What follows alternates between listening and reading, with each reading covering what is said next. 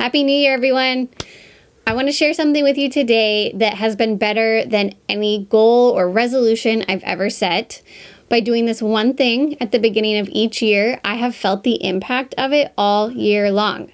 And the one thing I do is I ask God to give me a verse for my year.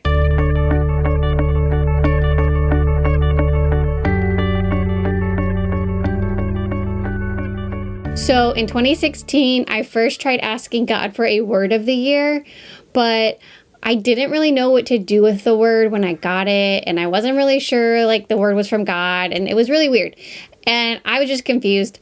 So in 2017, I was like, okay, God, give me a verse for the year. And he did.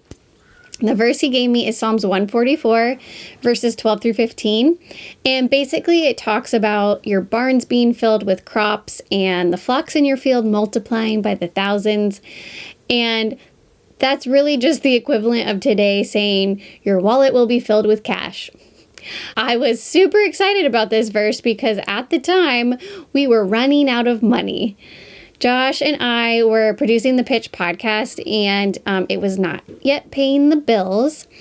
And we felt like God had told us to stick with it. So when we got that verse from God, we were like, okay, there is hope.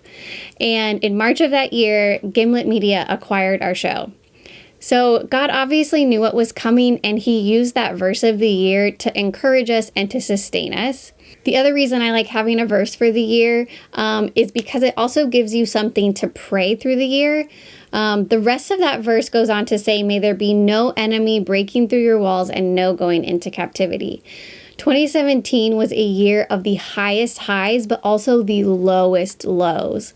So I ended up praying that part of the verse over my family, over my marriage pretty consistently that year. And I'm just so thankful that God gave me that verse because I knew what to pray. And then I also had a word that was from God that I could stand on during those low points. So fast forward to 2019, God gave me a verse about generosity. 2 Corinthians 9:11 says, you will be enriched in every way so that you can always be generous. And when we take your gifts to those who need them, they will thank God. Having a verse for the year, it really just gave me a singular focus, and it was something that I used to filter every decision that I made. It constantly made me ask myself, am I being generous with my time, my money, my gifts, my talents, my forgiveness? Everything went through this filter, and I felt like I had a clear direction all year long because of this verse God gave me at the beginning of the year. So, how do you find your verse for the year? The important thing to remember is you're not just picking out a verse that sounds good to you, but you're seeking God and asking him, what is the verse that you have for me, Lord? I highly recommend doing this with a fast at the beginning of the year. Fasting is just a purposeful pursuit of God. It's saying, God, I'm going to lay aside something because I desire you more than sugar or social media or whatever it is. Every year I've done this, I have gotten the verse at the beginning of the fast, and then I've spent the rest of the fast just praying and asking God to confirm it, but also just really digging into that verse and studying it.